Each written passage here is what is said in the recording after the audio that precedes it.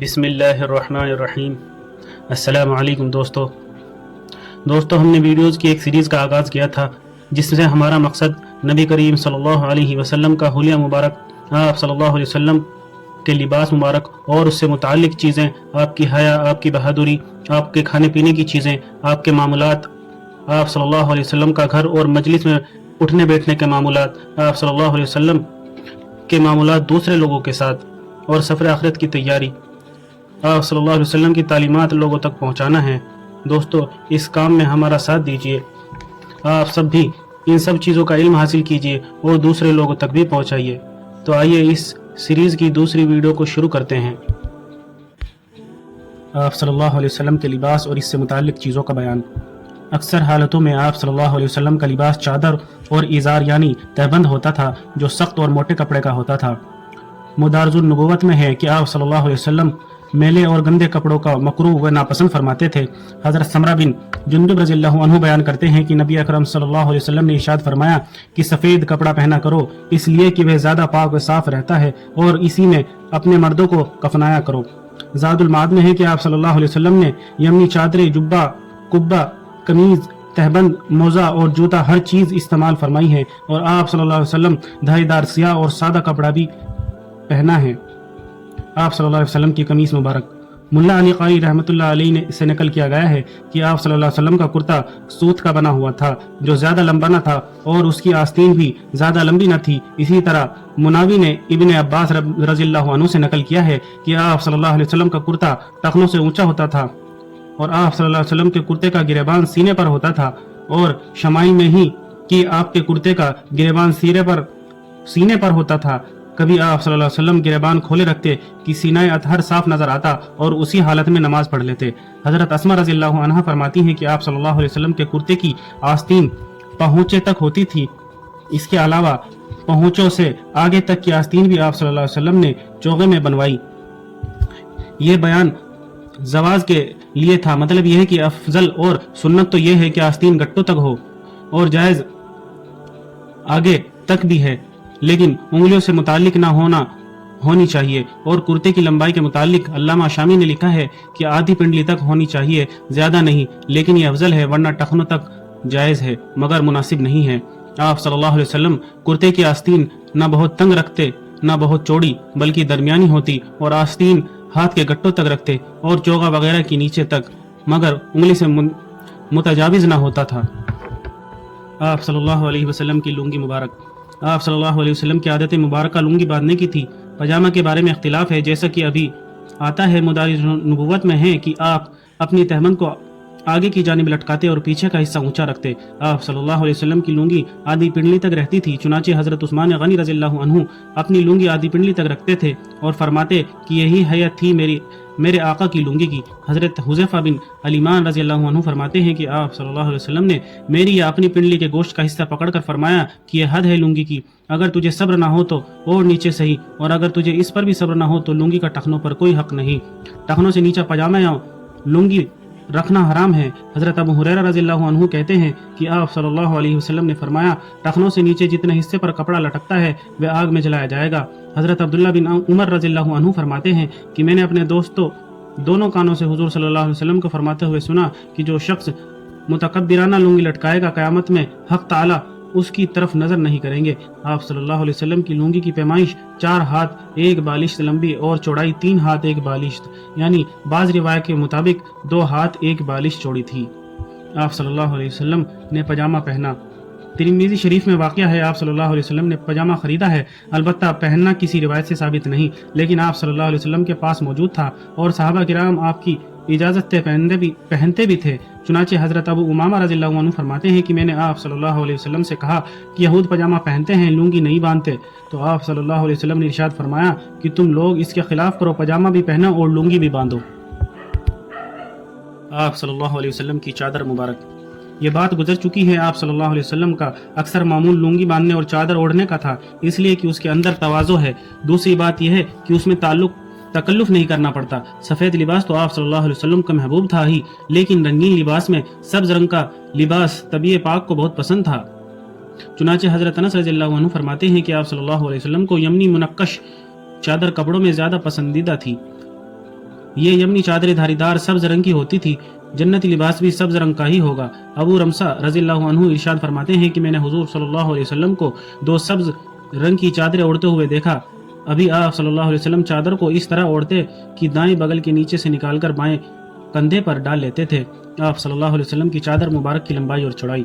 आप सल्लल्लाहु अलैहि वसल्लम की चादर मुबारक की लंबाई 4 हाथ और चौड़ाई 2.5 हाथ थी और एक दूसरे कौल के मुताबिक 6 हाथ लंबी और 3 हाथ 1 बालिश चौड़ी बताई जाती हैं। आप सल्लल्लाहु अलैहि वसल्लम काली कमली भी ओढ़ते थे। हज़रत आयशा रज़ियल्लाहु अन्हा फरमाती हैं कि आप सल्लल्लाहु अलैहि वसल्लम एक मरतबा सुबह सुबह बाहर तशरीफ़ ले गए तो आप सल्लल्लाहु अलैहि वसल्लम के बदन पर एक सियाह बालों की चादर थी।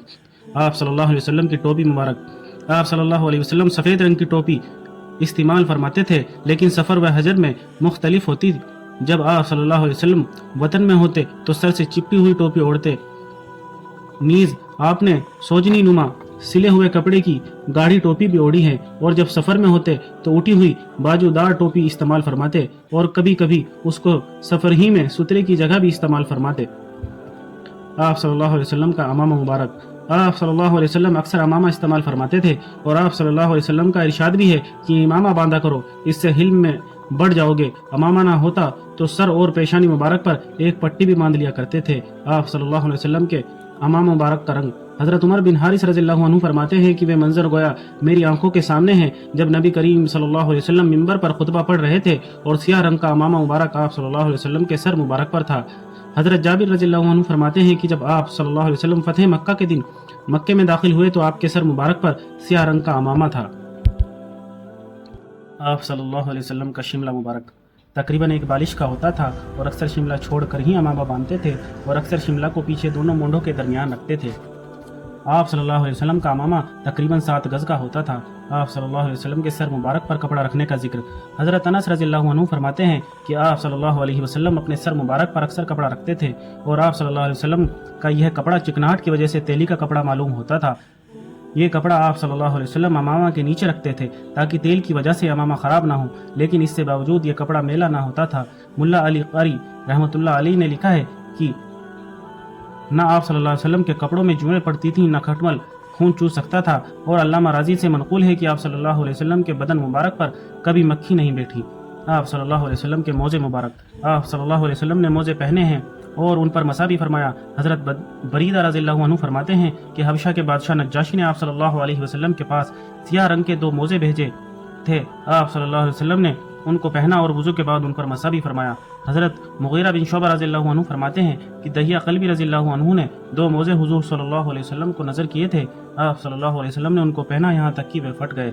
मोज़े के आदाब में से है कि पहले दाएं पाँव में पहने फिर बाएं पाँव में, और यह भी मोज़े के आदाब में से है कि पहनने से कब मोज़े को झाड़ लें, जिसकी वजह से यह है कि मोजिज़ात में तिबरानी ने अब्दुल्ला बिन अब्बास रज़ियल्लाहु अन्हु से नकल किया है कि आप सल्लल्लाहु अलैहि वसल्लम ने एक मरतबा जंगल में एक मोज़ा पहना, दूसरा पहनने का कस्द फरमा रहे थे कि एक कौवा दूसरा मोज़ा उठा ले गया और फिर ऊपर से जाकर उसको फेंक दिया। उसमें सांप घुसा बैठा था, वे गिरने की चोट से बाहर निकला। आप सल्लल्लाहु अलैहि वसल्लम ने शुक्र खुदाबंदी अदा किया और उम्मत के लिए यह कानून जारी कर दिया कि हर मुसलमान के लिए ज़रूरी है कि जब मोज़ा पहने तो उसको झाड़ लिया करे। आप सल्लल्लाहु अलैहि वसल्लम के जूते मुबारक। अरब का जूता ऐसा नहीं था कि जैसा कि यहाँ हिंद में मुतारफ है, बल्कि एक चमड़े की चिपटी पर 2 तस्मे होते थे। आप सल्लल्लाहु अलैहि वसल्लम चप्पल नुमाया खड़ाऊ नुमा जूता पहना करते थे, यानी नीचे चप्पल के सोल की तरफ चमड़ा होता था, उस पर 2 तनी लगी रहती थी और एक अंगूठे और उसके पास वाली उंगली के बीच में, दूसरी तनी बीच की उंगली और उसके पास वाली उंगली के दरमियान में, और 2 तनियां पुष्प पर होती थीं। यह दोनों तस्मे उनसे मिल जाते थे, जैसा कि नक्शा से समझ में आ जाएगा। अरब में अक्सर बगैर बाल उतारे चमड़े का जूता बना लिया करते थे, लेकिन आप सल्लल्लाहु अलैहि वसल्लम साफ किए हुए चमड़े का जूता इस्तेमाल करते थे, जैसा कि अगली रिवायत से साबित है। उबैद बिन जुरैल ने इब्न उमर रज़ियल्लाहु अन्हु से मालूम किया कि आप बगैर बालों के चमड़े का जूता पहनते हैं, इसकी क्या वजह है? उन्होंने फरमाया कि मैंने आप सल्लल्लाहु अलैहि वसल्लम को ऐसे ही पहनते हुए देखा, इसलिए इसको पसंद करता हूँ। जूते के आदाब में है कि दाएं पाँव में पहले पहने फिर बाएं पाँव में। यह सिर्फ जूते की तखसीस नहीं, बल्कि हर चीज़ जिसका पहनना जीनत हो उसके पहनने में दाएं को मुकद्दम करना चाहिए। नीज एक जूता पहनकर चलने से भी आप सल्लल्लाहु अलैहि वसल्लम ने मना फरमाया। चुनांचे हज़रत अबू हुरैरा रज़ियल्लाहु अन्हु फरमाते हैं कि आप सल्लल्लाहु अलैहि वसल्लम ने इरशाद फरमाया कि एक जूती पहनकर कोई ना चले, ये दोनों पहनकर चले या दोनों निकाल दें। آپ صلی اللہ علیہ وسلم کے جوتے مبارک کی پیمائش۔ آپ صلی اللہ علیہ وسلم کے نالین شریف ایک بالشت اور 2 انگل لمبے اور 7 انگل چوڑے تھے، اور نیچے سے دونوں تسموں کے درمیان کا فاصلہ 2 انگل تھا۔ آپ صلی اللہ علیہ وسلم کا بستر مبارک۔ حضور اکرم صلی اللہ علیہ وسلم کا بستر مبارک کبھی صرف ٹاٹ کا ہوتا تھا، کبھی بوریا ہوتا تھا، کبھی چمڑے کا ہوتا تھا جس میں کھجور کی چھال بھری ہوتی تھی۔ حضرت عائشہ رضی اللہ عنہا فرماتی ہیں کہ آپ صلی اللہ علیہ وسلم کے سونے اور آرام کرنے کا بستر چمڑے کا ہوتا تھا جس میں کھجور کے درخت کی چھال بھری ہوئی ہوتی تھی۔ حضرت حفصہ رضی اللہ عنہا جو آپ کی بیوی اور حضرت عمر رضی اللہ عنہ کی صاحبزادی ہیں، ان سے کسی نے پوچھا کہ آپ کے گھر میں حضور صلی اللہ علیہ وسلم کا بستر کیسا تھا، تو انہوں نے فرمایا کہ ایک ٹاٹ تھا جس کو دوہرا کر کے ہم حضور صلی اللہ علیہ وسلم کے نیچے بچھا دیا کرتے تھے۔ ایک روز مجھے خیال ہوا کہ اگر اس کو چوہرا کر کے بچھا دیا جائے تو زیادہ نرم ہو جائے، تو میں نے 4 تہہ کر کے بچھا دیا۔ تو حضور صلی اللہ علیہ وسلم نے صبح کو دریافت فرمایا کہ میرے نیچے رات کو کیا چیز بچھائی تھی؟ میں نے عرض کیا کہ وہ روزمرہ کا بستر تھا، آج رات کو اسے چوہرا کر دیا تھا تاکہ زیادہ نرم ہو جائے۔ تو حضور صلی اللہ علیہ وسلم نے فرمایا کہ اس کو پہلے حال پر رہنے دو، اس کی نرمی رات کو مجھے تہجد سے مانے ہوئی۔ حضرت عبداللہ بن مسعود رضی اللہ عنہ فرماتے ہیں کہ ایک مرتبہ میں آپ صلی اللہ علیہ وسلم کی خدمت میں حاضر ہوا۔ آپ بوریے پر آرام فرما رہے تھے جس کے نشانات جسد اطہر پر ظاہر ہو رہے تھے۔ میں یہ دیکھ کر رونے لگا۔ حضور صلی اللہ علیہ وسلم نے فرمایا کہ کیا بات ہے، کیوں رو رہے ہو؟ میں نے عرض کیا کہ حضور کیسر و کسرا تو مخمل اور ریشم کے گدوں پر سوئیں اور آپ بوریے پر۔ آپ صلی اللہ علیہ وسلم نے جواب میں ارشاد فرمایا کہ رونے کی بات نہیں ہے، ان کے لیے دنیا ہے اور ہمارے لیے آخرت ہے۔ بہت سی حدیث میں آیا ہے کہ صحابہ رضی اللہ عنہ جب نرم بستر بنانے کی درخواست کرتے تو میرے آقا ارشاد فرماتے کہ مجھے دنیاوی راحت و آرام سے کیا کام، میری مثال تو اس راہگیر جیسی ہے جو چلتے چلتے راستے میں ذرا آرام کرنے کے لیے کسی درخت کے سائے کے نیچے تھوڑی دیر بیٹھ کر چل دیا ہو۔ یہ تھا ہمارے آقا دو جہاں کے سردار کا حال، جس کو سن کر ہر امتی کا دل بھر آتا ہے، اور ہم امتیوں کے فرشوں اور قالینوں کا جو حال ہے وہ نگاہوں کے سامنے ہے۔ حضرت حفصہ رضی اللہ عنہ فرماتی ہیں کہ آپ صلی اللہ علیہ وسلم کھجور کی چھال کے بٹے ہوئے بانوں کی چرپائی پر لیٹتے تھے، یہاں تک کہ آپ صلی اللہ علیہ وسلم کے پہلو پر نشان پڑ جاتے تھے۔ آپ صلی اللہ علیہ وسلم کا تکیہ مبارک۔ حضرت عائشہ رضی اللہ عنہ فرماتی ہیں کہ آپ صلی اللہ علیہ وسلم وہ تکیہ جس پر ٹیک لگاتے تھے چمڑے کا تھا، اس میں کھجور کے درخت کی چھال بھری ہوئی تھی۔ حضرت جابر بن سمرہ رضی اللہ عنہ فرماتے ہیں کہ میں نے آپ کو ایک تکیے پر ٹیک لگائے ہوئے دیکھا۔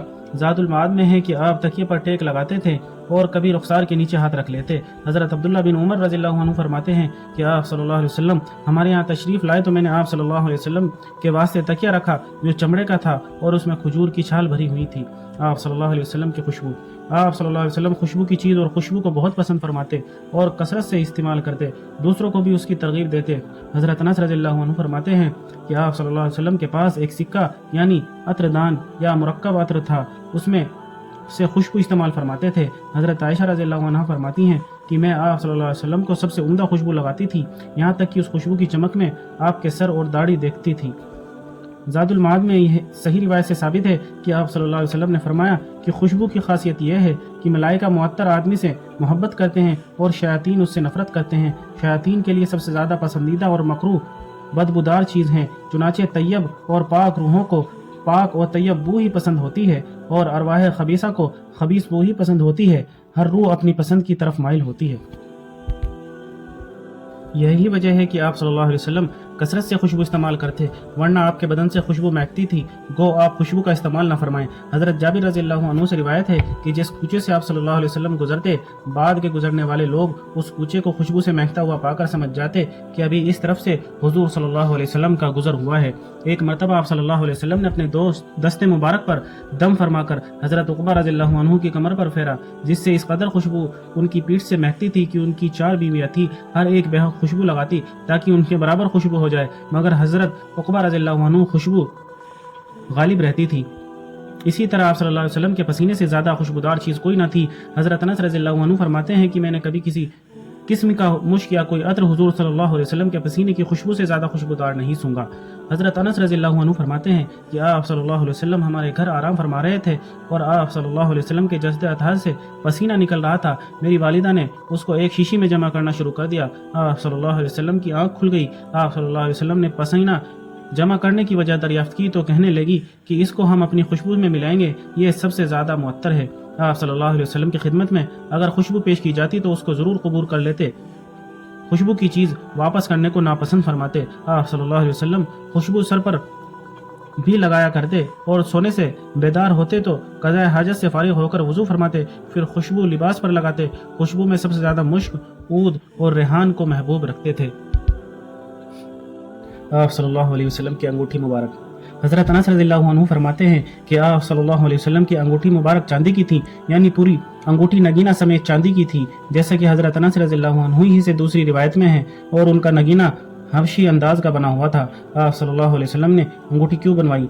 हज़रत अनस रज़ियल्लाहु अन्हु फरमाते हैं कि आप सल्लल्लाहु अलैहि वसल्लम ने जब अजम के बादशाहों के पास खतूत लिखने का कसद फरमाया तो लोगों ने अर्ज किया कि अजमी बादशाह बेदूने मुहर के खतूब कबूल नहीं करते, इसलिए आप सल्लल्लाहु अलैहि वसल्लम ने एक अंगूठी बनवाई जिसकी सफ़ेदी गोया अब मेरी नज़र के सामने है। सल्लल्लाहु अलैहि वसल्लम की अंगूठी पर क्या लिखा हुआ था? हज़रत अनस रज़ियल्लाहु अन्हु फरमाते हैं कि आप सल्लल्लाहु अलैहि वसल्लम की मुबारक अंगूठी पर मुहम्मदुर रसूलुल्लाह लिखा हुआ था। इस तरह मोहम्मद एक सतर में, रसूल एक सतर में और अल्लाह एक सतर में। बुखारी शरीफ पेज 873। अल्लामा नौवी फरमाते हैं कि इस हदीस से ये मसला निकला कि अंगूठी पर अपना नाम या अल्लाह का नाम या कोई हिकमत का कलमा लिखवाना जायज़ है, लेकिन मुहम्मदुर रसूलुल्लाह लिखाना ममनू है, जैसा कि खुद आप सल्लल्लाहु अलैहि वसल्लम का इरशाद बुखारी में मौजूद है कि हमने चांदी की अंगूठी बनवाई है और उसमें रसूलुल्लाह लिखाया है, लिहाजा कोई भी ये नक्श ना कराए जो हमारी अंगूठी का नक्श है। आप सल्लल्लाहु अलैहि वसल्लम अंगूठी किस उंगली में पहनते थे? हज़रत अनस रज़ियल्लाहु अन्हु फरमाते हैं कि आप सल्लल्लाहु अलैहि वसल्लम की अंगूठी उसमें होती थी और हज़रत अनस रज़ियल्लाहु अन्हु ने बाएं हाथ की छोटी उंगली की तरफ इशारा किया।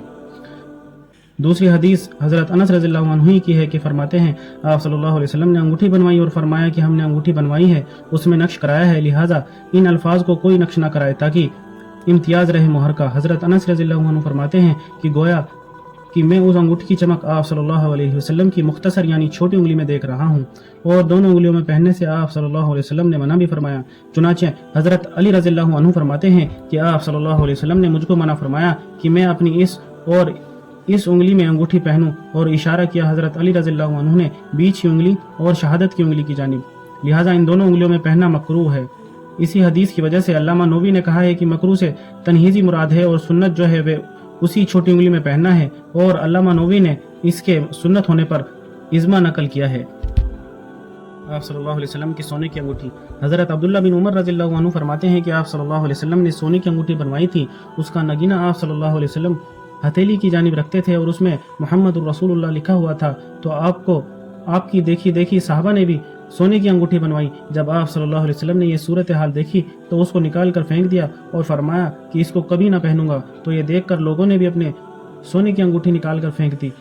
फिर आप सल्लल्लाहु अलैहि वसल्लम ने चांदी की अंगूठी बनवाई। शुरू इस्लाम में सोना मर्द के लिए हलाल था, फिर बाद में हराम कर दिया गया।